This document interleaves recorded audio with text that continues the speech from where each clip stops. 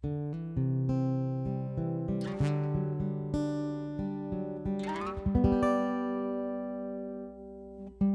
everyone, I'm John Steele, and this is After 4, a podcast for InterVarsity alumni. Life after college is hard, and even a great experience with your InterVarsity chapter doesn't shield you from the challenges of transition. As we hear stories from real alumni learning how to make it in their post-InterVarsity reality, my hope is that this podcast will offer some encouragement, a few laughs, and even some hope for the future. This is After 4, and these are your stories. We are back. I'm John Steele, and this is After 4, the podcast for InterVarsity alumni. Welcome to another week of great stories from and for alumni just like you. We've been having a great time these last few weeks hearing stories from some of our African American alumni, and it has been such a blessing as we celebrate Black History Month together. This week, we bring the month to a close with the second half of my conversation with Marquette University alumnus C Terrence. This week, we get to listen in as C Terrence shares about desiring for his children to be fully humanized, about all of us becoming fully realized children of God, and for us to pursue living life with dignity and purpose, both for ourselves and for others. This man is clearly a philosopher, and it was such a rich conversation. If you didn't catch the first half, pause now and go back and listen. You don't want to miss that portion. Don't worry, I'll wait right here for you. All right, now that you're all caught up, here's the rest of my chat with C Terrence. Enjoy. One of the things that I love about doing this podcast is talking to people like you, C Terrence, who helps remind me that the world is so much more complex than the story that's going on in my brain. To think about the fact that there are people like you who are having these conversations with multiracial, interracial families that have all of these different narratives that are feeding into the realities or the perceived realities of who they are, and that they have to hack through the weeds of these stories. That is a hero's work there. Well, hopefully what COVID-19 and the pandemic has taught us is how to ask, what is the community's responsibility to this very challenging thing? I don't even have to ask you the question. We're in it together to deconstruct racism, right? White supremacy and all those different sort of things. So what does it look like for us as a community to really be authentic in that conversation? Because the hope is for both of our kids to be fully realized as humans, as children of God, who can live out their full promise of who they could be. I pray that we don't make these things more simple, but I pray that we can take on more complexity together. We're all complicated people. And so for you to be fully loved isn't to make you more simple, right? It's for me to love wider into your full complexity. And I don't think that's intuitive to us. It's intuitive for us to make things more simple because we have so many things going on. And think about that, but just thinking about like, what are we cooking for dinner tonight? Like, I struggle with what to cook for dinner tonight, because that's what's more in front of me all the time. And I think we just have a propensity to simplify our lives into our most immediate needs. And that's okay, because I think it's not just for me to individually hold or for you to individually hold. It's for us to hold together in its full complexity. This isn't my conversation every day. It's more like, hey, go put that toy away. Hey, I said it's time to go to bed. Hey, it's not the everyday life, but they tend to be the overarching themes that we're going to carry for years. And learning how to scale that conversation as your kids grow. How do I have these conversations well that's helpful for our young children and that sets us up for having more complex conversations as they get older? And I wish I knew fully that answer. Hopefully they see it more just in our actions day to day. Say, for example, if I say to Cassius and Coretta, recognizing that we need to address climate change in our lifetimes is an important value of mine. You say, okay, Dad, what are you doing for that? And to me, it's like, okay, I ride the bus. In a non-pandemic time, me and Cassius, we sat on a bus going to daycare. We bike a lot. We chose to live into a smaller house. We can name a bunch of things that we do that reflect those values. So I would start much smaller than the bigger conversation. What would it look like in your life to live out in these values? So if we're saying, hey, we want a diverse group of friends, like diversity is really important, but then they only see you hanging out with a small subsect of people, then you can't really talk to them concretely about what diversity at its best looks like. And so I think for them, I don't start with so let me tell you about slavery. I don't, right. this is not our day-to-day conversations. It's these much smaller, At some point, they're going to have to decide their own values. I view our job as parents is to introduce them to that way of thinking, give them their own tools to evaluate, but then you're going to have to make your decision and own that for yourself. I first view that if my kids are going to view me as a person who can speak into those values, I first need to have a good relationship with them. How can I get you to trust that I'm acting in your best interest? Let's have this podcast in 18 years. And I'll let you know if it was successful. How about for you? I was curious for you. Like, how does it look like for you? Yes, I can very much identify with something that you just said. Something that's been at work in my mind is my recognition of my desire for control. I want to be able to order how things are going to happen, and that includes the way that my child is going to act. That when I ask her or tell her to do something, that her response is, okay, daddy, and that she does it, which sounds like a very desirable outcome. And I don't think there's anything wrong with me wanting that outcome, but I'm realizing that there is a difference in trying to motivate her towards that outcome. There's probably lots of options, but there's two that come to my mind. One, does she obey because I'm her dad and she's supposed to obey and there will be consequences if she doesn't? Or do I want her to obey because she knows that the things that I'm asking her to do are in her best interest? And that she does this out of a sense of trust, even if her 2.5-year-old brain isn't totally, it's not she's there. Not thinking exactly that. Yeah, she's not thinking through this, but it's being developed of, I can trust my parents when they ask me or tell me to do something, that this is for the best. And obviously we get it wrong sometimes. We don't ask them to do the thing that's the best for them because we're human as well and we screw that up. But that on the average, I'm asking her to do something because it's what will be best for her, or what will be best for the people around her, not just having a me mentality, but what will actually serve the people around you well, and that those are good things to strive for, which for me plays so much into how do I view my obedience to God? Am I being obedient to him or not being obedient to him because he's just a power-hungry God who says, do this because I'm telling you to do it? End of story. Or am I recognizing that God's way really is the best way, and that being obedient to him is like coming home? That being obedient is living into the best option, even if it's the hard option. Those are some of the things that go on in my mind as I'm thinking about what does it look like to raise children that are growing up to be thoughtful about why they do what they do.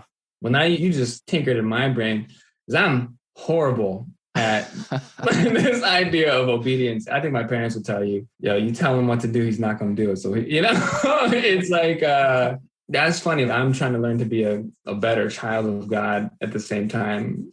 So, C Terrence, we've sort of touched on some of these things in some really unique ways, but I wanted to ask a little bit more directly about it. As you're thinking about what your own faith development has looked like since leaving school, and as you're developing for yourself and wanting to lead your children into that, wanting to lead other communities of people into that, what does it look like to, one, be pursuing a faith community post-college, and two, to be growing as a faithful follower of Jesus yourself? What does that journey look like for you?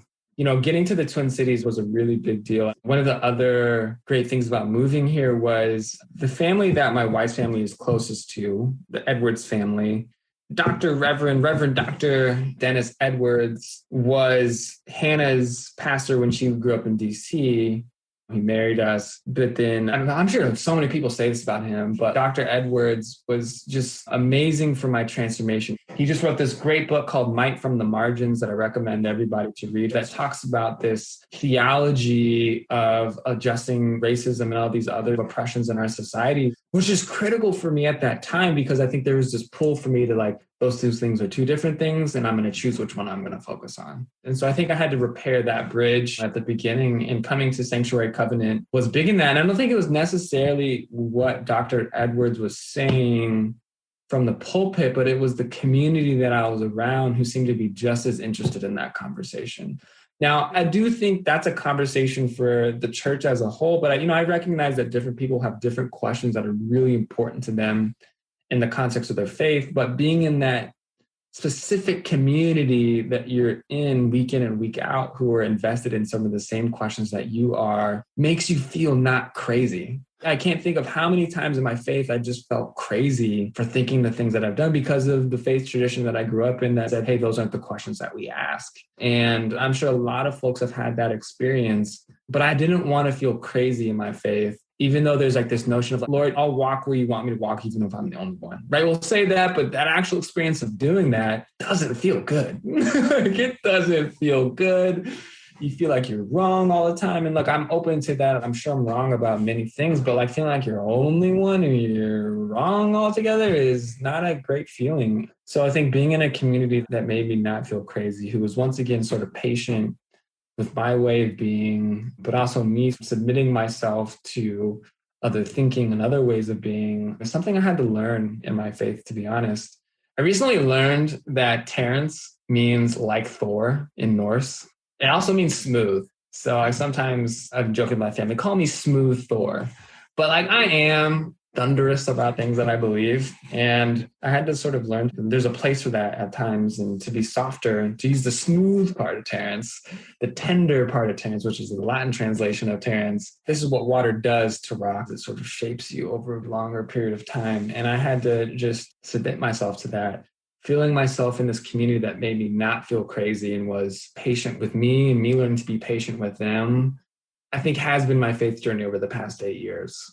And it's not always up, up, up all the time. You know, there's these down moments. And I think we have to talk about, I think, this last election, a lot of fracturing in the church just simply off of the way people voted, right?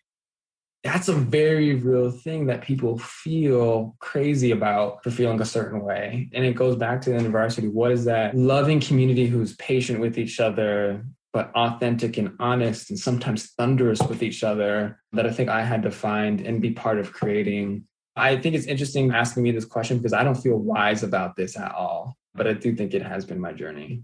I think one of the things that I appreciate what I'm hearing you say throughout our conversation here is that you have been or have continued to learn how to be open to learning along the way of being taught and being directed. Because I feel like we live in a time where it is you either think this way or you think this way. Pick one, and that's your way of thinking. And I'm going to tell you right now, one of them's right and one of them's wrong. That feels like what I'm being asked to do, whether it's in my faith or if it's politically or fill in the blank thing. And that there's a need for stepping into a posture of learning as you're entering into these communities of what are the things that we need to learn from one another and to sit through the hard things, to talk about the hard things, to give those things space and to keep moving together, even in the midst of difficulty. And it sounds like you've stepped into communities like your InterVarsity community where you were a force of, this is something we need to talk about. These are things that you guys need to be learning about, and I'm going to help you learn about these things.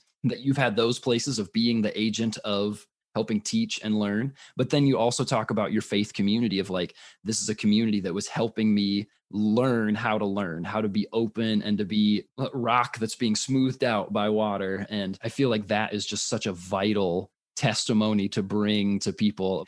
Enter in with some humility and with a posture of openness, knowing what your foundational pieces are of saying, I will not flex on these things. There are those things. I mean, I think even just any good theologian would tell you there are things you should not compromise on. Absolutely. That's right. But then there are those things you should say, I'm open to being wrong about this. Help me see what I don't see. Because we all have these blind spots. And that's why we need these communities that can help shine a light on the things that because we don't know what we don't know. And we need people to help us see what we don't know. I like to believe that in our faith, it should be really easy for us to shed certain allegiances. It should be easy, I think, to shed your allegiance to the United States of America as a Christian, because the end project of our faith is not to uplift the United States of America. Our political ideologies should be easy for us to shed. Because at the end of the day, my faith tradition is not calling for Democrats or Republicans or whoever to reign supreme. At the end of the day, my allegiance in my faith, I think just to get out of that allegiance language, my faith calls me for you to be, you, John, and anybody who's listening to this, to be fully loved, to break the chains of oppression that might be around you, of which for all of us there are some, and to live in this heavenly future in which we are fully realized as these children of God. That's the thing that my allegiance is to. And so I think it's out of that recognition that you can't help but you have to shed some things to get to that. To get to you, I need to shed some things, and I should be okay with that because that's not what my faith is calling me to hold. I think that has also been one of the things that's been really hard for me to wrestle with, seeing how hard it can be for us to let go of some of those ideologies. And I know that there are places that I'm holding on tight to things that I don't even recognize that shouldn't be a part of who I am, that inform the decisions that I make or the things that I think and the things that I do that I don't even recognize. But at the same time, really, it is simple, but there's a difference between simple and easy, I suppose. The simple thing should be saying, how did Jesus live his life? How did he teach us to live our lives? And what does it look like to pursue that above all else? Even if it means that I'm weaving in and out of camps at times, or that I'm just walking a road that's totally separate from any of these camps and saying, I'm here to follow Jesus in the direction that he's going. I'm not here to follow a particular leader outside of that. It's so easy for us to fight for all of these other kingdoms, none of which are the kingdom of heaven. Right. Super easy. And it shouldn't be. It shouldn't be. I mean, so challenging, so good to be thinking about those things. C Terrence, another thing that I want to ask that is still in the realm of your faith, and that is knowing the conversations that you're having, the things that you're teaching on campus, the research that you're doing. What does it look like for you to be a follower of Jesus in this academic setting and just in the world that you're in? So it's good. In the broad sense, there's this thing called academic freedom where people have a whole bunch of beliefs and inklings that are all catered to and have a space at a place like a university. But the reason why I'm doing what I'm doing is because of my faith. So I don't really feel that difference. I think like maybe some people have jobs where they're just like, you can be a person of faith, but maybe what you're doing, you don't feel like is advancing your faith. Some people just feel that difference. For me, again, it's like, this values, faith, way of living that I do, like it's all caught up. Oftentimes there's more direct conversations about faith. I think that happen amongst coworkers and people that we work with, and working with churches, even more specifically, is something that I've done a number of times over my career. So it's not a foreign thing in the more overt ways of my work. I'm not like a stop and pray out loud kind of person. And I think it's just like similar to my values and that I don't talk about them. Like my values are just things I'd rather you just see rather than the things that I talk about. And then if you talk about like, why'd you do that? Well, let me talk about, see where this comes from. And so I think that's the way that it shows up. I do the things that I do. And then occasionally I get into these why conversations.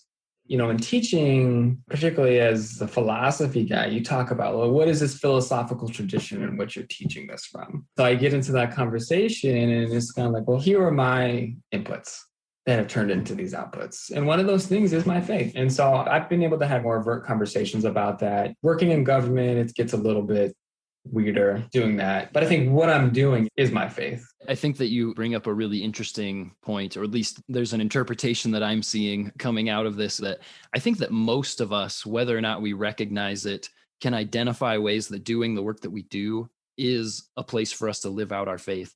I think oftentimes we just lack the vision to understand how my job is an avenue for me to show people what I believe, not just in here's a place for me to step up on a soapbox and preach kind of thing, but to say the way that you, C Terrence, are teaching people are opportunities for you just to inject your faith in very real ways. And the same thing goes for the person who works down the street at Quick Trip. For people that aren't in Wisconsin, Minnesota. Yeah, right. We're in California. Quick Trip is a gas station.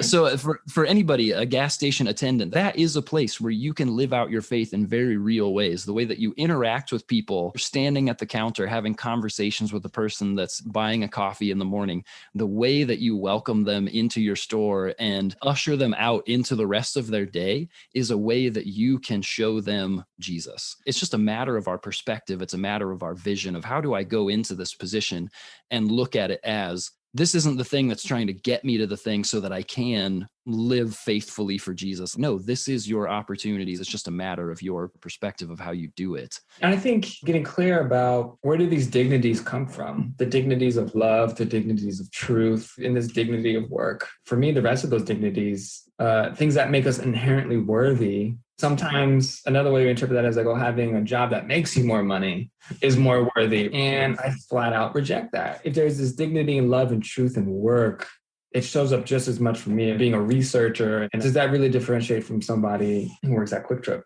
or if you're in California, 76? And I don't think it should. There's two sides of that. It's the way that we can both do that work and how we also value that work.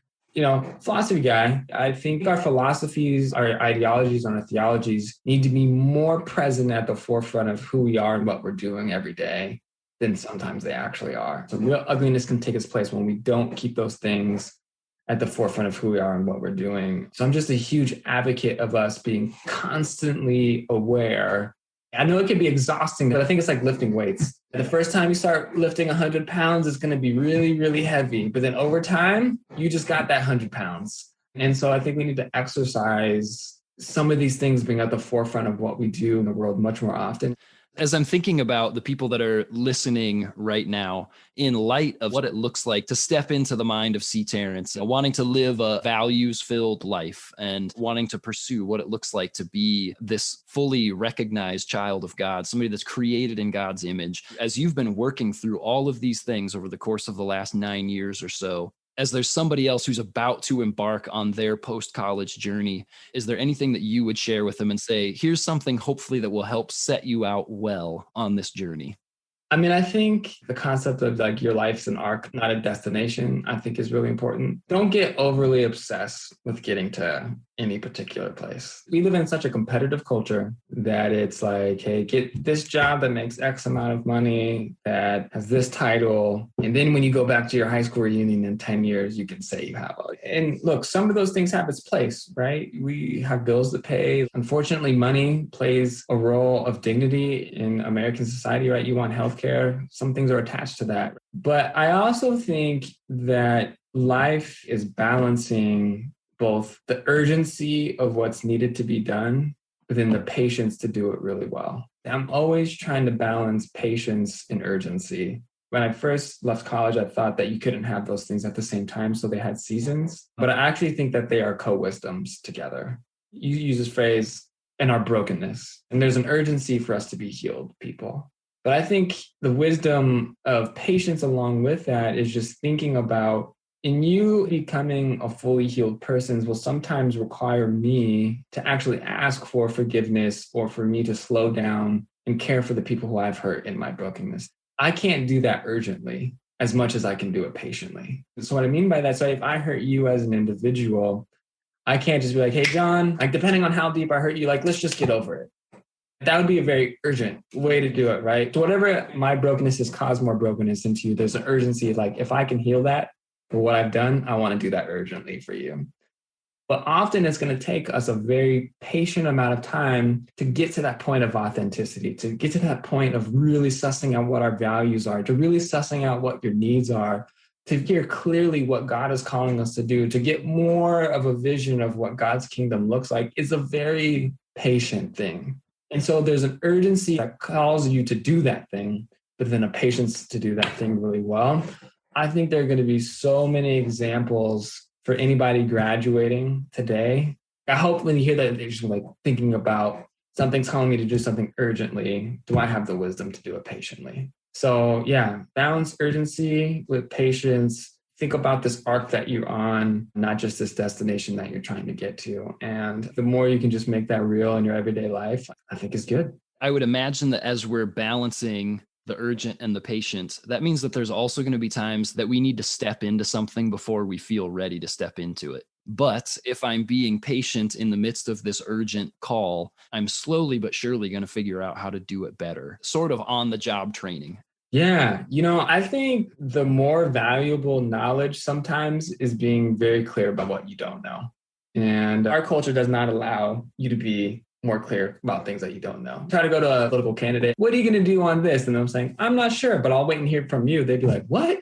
No way. Sometimes the more valuable knowledge is knowing what you don't know. And we're not very good at that. I try to be better about that, but we don't allow space for that. But we can create space for that. I hope that even this podcast is a place where we can do some of that stuff. Thank you so much for the time that you've given. This has been a blessing to me for sure to have this conversation. I have really loved it. It's just one of those things that continues to open me up to the reality of the world is so much bigger and so much more complex than what my little life often communicates it to be. And that my life is actually more complex than what I think about a lot of the time as well, that I play a role in the complexities of the world around me. Thank you for helping me think about that more today. This is beautiful. No, thank you so much. I sometimes question why I'd even be an interesting person to interview. So I just appreciate you taking the time to do that. Blessing indeed, C Terrence. It was a gift to get to chat with you. There's great wisdom in those words of urgency versus patience, and for me to add to them would be to diminish them. I do want to reinforce C Terrence's thoughts on life as an arc, though. I think especially as you're fresh out of college, it's easy to have an expectation of rocketing right to the top. Having a well-paying job that's right in the middle of the field you've been preparing for, having a house and a car with all the bells and whistles, to make friends, enter into deep relationships, and find meaningful community. You've graduated, so it's time for that, right? Well, for most of us, probably not. And even for those who do experience those things right off the bat, don't get stuck there. Life is a journey. There's so much more to experience than just achieving your goals. Live into the arc and all the experiences that come along with it, because some of the most important and meaningful things you will experience in this life will happen when your goals are nowhere in sight. So live while there's living to be done, and don't just chase your goals. And before the music rolls and I tell you about next week's episode, I would be remiss to not say thank you one more time to Brianna, Rachel, and C Terrence for joining me on the podcast and for letting us hear your voices and your stories over the last few weeks. As image bearers of God, you help me see the world and see God himself in ways that I miss on my own. Thank you for that, and thank you for being a part of this Black History Month series. May we continue to learn how to share the stories of our brothers and sisters of color well on After 4. All right, that's it for now, friends. Come on back next week for what I think will be a pretty unique episode with a very unique guest. A member of the Anglican Order of Preachers, a 25-year InterVarsity staff veteran, and my boss. No pressure, John. Jason Gabery. I'm excited to have Jason on next week as we chat about the new season of Lent that we're about to step into. What is Lent? Why is it such a big deal? Why should I consider engaging with it? We're going to chat about these questions and more next week. You don't want to miss it, so do all the socials, turn on all the notifications, and be ready for a fantastic conversation. Until then, see you next time, alumni.